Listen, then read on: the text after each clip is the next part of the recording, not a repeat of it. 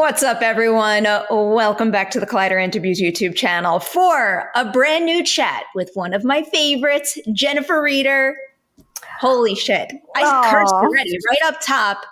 Perpetrator, something else. It is so uniquely you, and that just fills my genre-loving heart so much. So congratulations. Well, thank you, Perry. And honestly, your opinion means so much to me. I feel like you are such a smart cinephile, and, feeling seen by you is, I am not taking it for granted. That means the world to me to hear that. I deeply, deeply love this craft in general, but genre storytelling is one of my absolute favorites. And your voice in that space is something that I think gives it lots of hope for the future. Mm-hmm. To start digging into this story here, I got two pretty big script questions to start. First, when you were writing this, did you have a break story moment, a particular idea that you came up with that you felt kind of pulled everything together and made you say to yourself, like, the idea is rock solid now and we should go on it?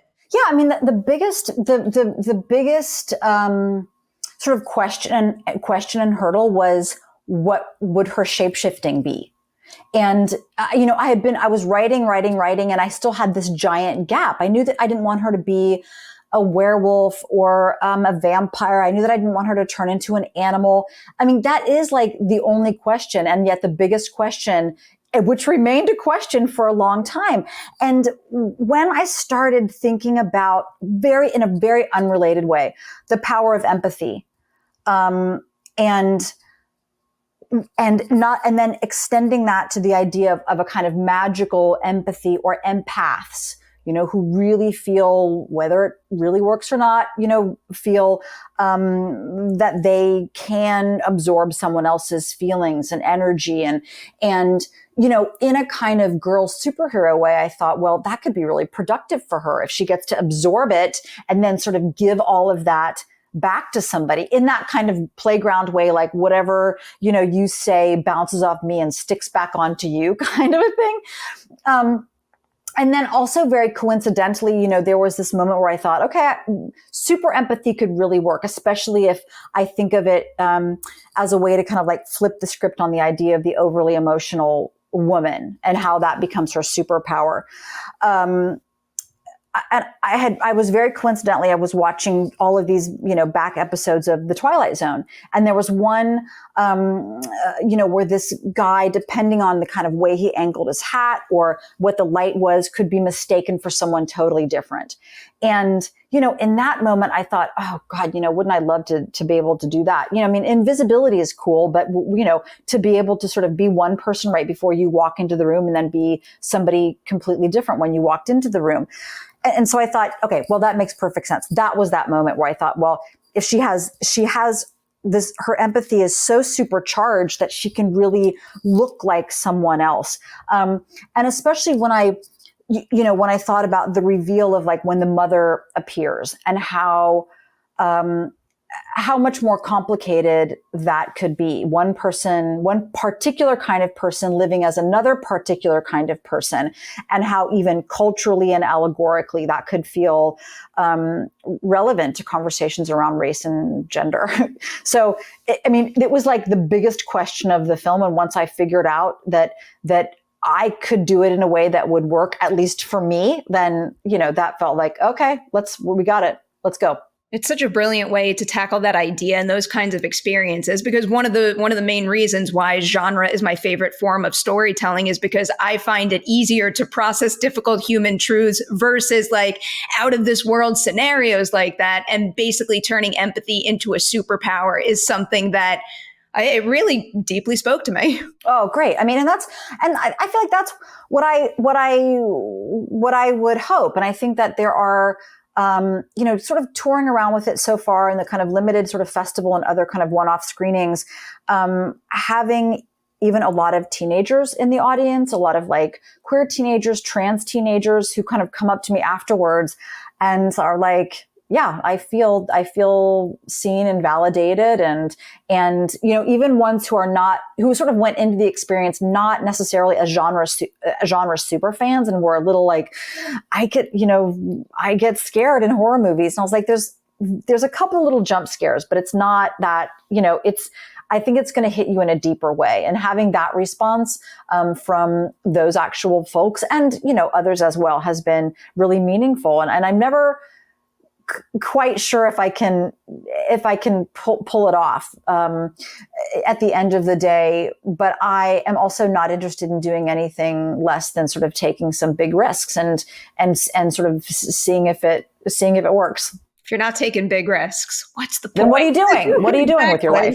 I want to get into the green light process a little. And I love formatting a question like this particular way. But after the success and how well received Knives and Skin was, what would you say is maybe the biggest misconception about following up a hit first feature like that with another film, or at least one in this case that you're both writing and directing? A big misconception about what happens after that. But then I also want to know something about the reception to Knives and Skin that actually helped get this movie made and made the way that you wanted. Yeah, that's a great question, because I think from the outside, the idea that you've had, a successful feature film that launched out of a great festival, that had a nice theatrical run, that got some great press, blah, blah, blah, that it would be a no-brainer that you would just, every phone call, every knock at the door would be people just dying to help you make your next film.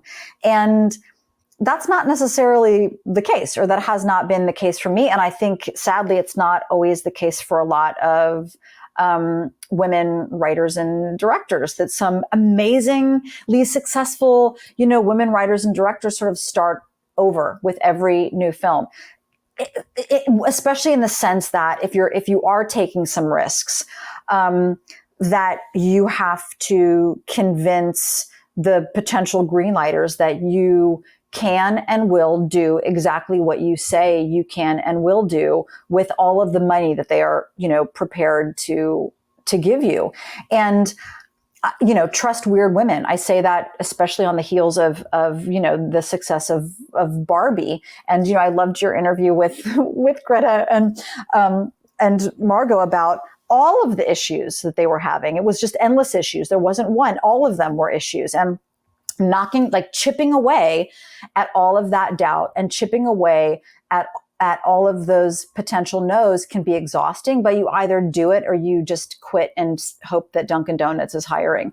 And, I'm not a baker at all. So, my only option is to sort of stay in the room and, keep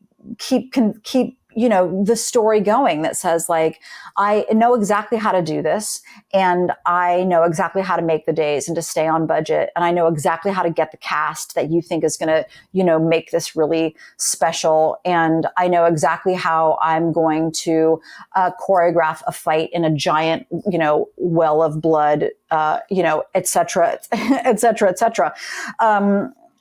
That starting over can it can be exhausting, but I know other women do it, and you either do it or you don't. And so, and I was happy that, so happy to work with Shudder again. I mean, I think that they, and I talked to a lot of other companies who were interested in partnering for financing for this film. And some of them kind of couldn't get around it. I mean, for some of them, they understood that genre, is hot, and there's women in genre is hot. And so they kind of wanted to sort of get on that train. And yet at the end of the day, couldn't make that leap, and I hope that they're regretting it so much right now. But, Sam and Emily from Shudder, who I had worked with previously, who knew exactly who I am and my potential. And, we're just like, okay, we trust you, and let's get ready to, play and get weird, which is exactly what all my amazing cast did also. They really signed themselves up, for, as weird as you can get. And nobody, looked back. Your cast in this is something else. I want to focus, of course, on Kaya first here. When you are casting that kind of role, what do you look for in an actor that you might have lead your ensemble that doesn't just signal to you like, yeah, she can nail the sides that I'm giving her, but she could go 110% in, almost every single scene of this entire film? Right. So, I mean, I had seen her in a very small but memorable role in Mare of Easttown and knew that she was really compelling in front of the camera. I don't know who saw that series and wasn't just like, oh, who's that DJ? I mean, so I knew that she had to be someone who was really captivating in front of the camera. Not to sound like a gross director, but I really knew that she physically would be really captivating in front of the camera. And then when I spoke to her, the thing that she said to me that none of the other young actresses that I spoke to said to me, she said that as a young woman of color, multiracial, queer, that she really understood Johnny's transformation as being much more metaphorical for a faceted identity, and for that Johnny's transformation, that there is a kind of nuanced code switching, and that she really understood sort of who she has to be in different, with her family, with her friends, maybe in an audition, that she really understood in her own skin who Johnny was in terms of her ability to sort of, even before and after her transition, to sort of try on her own new skins. And no one else had said it like that. And I didn't set out to necessarily make that a huge draw for the actor, but I knew absolutely that then Kaya would be able to, show up every day, because she was on set every day. She's in every scene, and that she would own that role, not simply be able to do it, because she's a good actor and she was interested in being the lead, that it was important to her at her core. It's not easy to hit every single one of those layers you just mentioned and still make a character feel like the same person, make them feel cohesive. But that is something she does in this exceptionally well.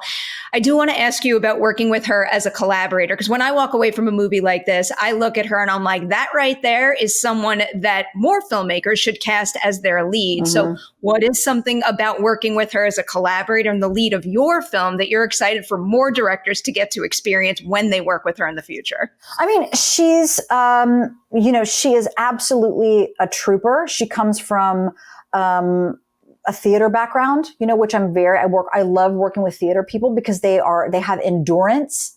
Kaya is a beautiful young woman, but she is, she puts the grind in and she puts the sweat in, and she is absolutely delightful and friendly and open and trusting, so for whether it's a film like this or it's something that is more grounded in reality, an actor has to trust their director, and she trusted me, and that back and forth. If you don't have that, then you have nothing. And I felt that from Alicia. I felt that from Christopher Lowell. I felt that from all of the amazing, supporting actors. I mean, and that's a huge responsibility. Walking on set is a huge responsibility, over and over again. Because if something goes wrong, everyone is like, looks at you. If things go right, that's the assumption. No one gives you a pat on the back for doing what you said you were going to do. But with the actors, especially if you're asking them to be vulnerable, to be weird, to be gross, then there has to be that level of trust. And Kaya let her be beautiful and funny and weird and gross. I have the lipstick scene. Like, you would think with all the genre movies I've watched, something like that wouldn't bother me. But the idea of actually eating lipstick just, like, it literally turns my stomach thinking about it. Oh, absolutely. And thankfully we had an amazing props wrangler who made some delicious kind of gluten-free, vegan, edible lipstick, that I was not willing to try myself, I have to say, I made one movie back in the day about eating eyeballs, and I did indeed try the fake eyeball at a point. cherish that experience. Because you just mentioned Alicia, I'll go to her next. I am curious, the answer to this might be no, but I was wondering if you two ever discussed what's drawing her to genre storytelling most now. Because obviously I grew up totally obsessed with Clueless, but now I'm obsessed with movies she's in, like this, of course, also The Killing of a Sacred Deer and The Lodge that I've watched more times than I can count. So did the two of you ever talk about what's drawing her to genre storytelling now more than ever? Yes. And the answer, I mean, I kind of suspected what the answer would be, and she confirmed it. Those, stories like Perpetrator, and certainly like Killing of a Sacred Deer, and even, The Lodge, and especially her part, in The Lodge, which is gnarly. It's a small role, but I was like, whoa, God, what just happened? I have to watch that again. They are authentic, but very complex, real representations of an experience of a woman that is sadly kind of rare in so many films, it seems to me. And she still is in her real life. This kind of up-talky Southern California blonde, gorgeous, surf hair. And yet she's so smart, and she has such an interesting perspective on the world. She's a mother, she's an activist, and she knows in her own skin that she deserves to play roles that are complex, even if they are a little gnarly and bloody, even if the character isn't traditionally beautiful. I mean, she is an attractive woman still, super attractive. And yet she also understands the value of playing somebody for whom that is not their, youth and beauty is not their accomplishment. There's something a lot more rich and complicated. So, and I had to write her this long letter, in anticipation of sending the script to her. And I talked to her, in the letter, I talked about how meaningful it would be to, to cast her as this really powerful, complicated matriarch of a shape-shifting family who's a mentor to an iconic teen, knowing that in her own provenance, she was introduced to us as an iconic teen in a role that she totally still embraces. I mean, we had the amazing coincidental, fortune of screening Perpetrator in Berlin the Friday after her Super Bowl ad appeared, where she kind of reprises the Cher Horowitz role for an ad for, I think it's Rakuten. And, it was great to have that kind of, to sort of be reminded of who she was, that we all remembered who, how we met her, and then to sort of pattern her in Perpetrator very specifically after the Catherine Deneuve character in The Hunger. So there's a lot of Miriam Blaylock in My Hildy, or a lot of that kind of Tippi Hedren, Kim Novak, cool Hitchcockian blonde, the structured hair, the sort of like buttoned up outfits. I mean, Hildy had to be restrained, and Alicia landed and came to set and really wanted to stylize Hildy, even in her own acting. She lowered the register of her voice. She spoke more slowly. She has these kind of twinkling eyes, but she was able to kind of deaden them a little, in this way that was also had this, an eeriness about, who she was and what exactly Hildy has experienced over her lifetime. And that can only happen if you've got a really smart actor who's looking for roles that are complicated and challenging. One of the scenes that impressed me the most from an acting standpoint and also writing is that exposition heavy scene right smack in the middle of the movie where Hildy answers all of Johnny's questions, or tries to the best of her ability. It just feels like those kinds of big explainer scenes could run the risk of killing the illusion or even the momentum of a movie. But I don't know, that scene just felt to me like it was powered with so much natural curiosity and warmth. And I do think that comes from the script, but it's also in the way she delivers those lines. And man, that is like a make or break type of delivery right there. Oh, 100%. And it was even longer. I mean, we took some parts out, but it's that moment where I knew, because her shape shifting is the forevering aspect is is a little more nuanced than just her turning into a werewolf, for instance, which nothing against werewolves, love werewolves.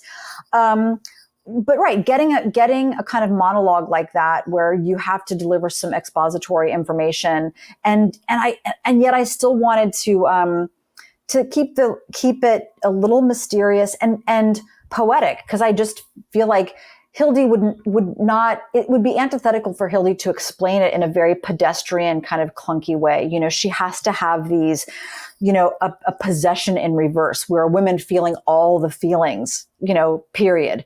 And, to have these moments of where an audience has to sit and think about what that means exactly. And, working with Alicia herself, I mean, she did so much prep leading up to it. She would call me or text me with questions about a line, for instance, like possession in reverse. She would say, she thought about it a lot.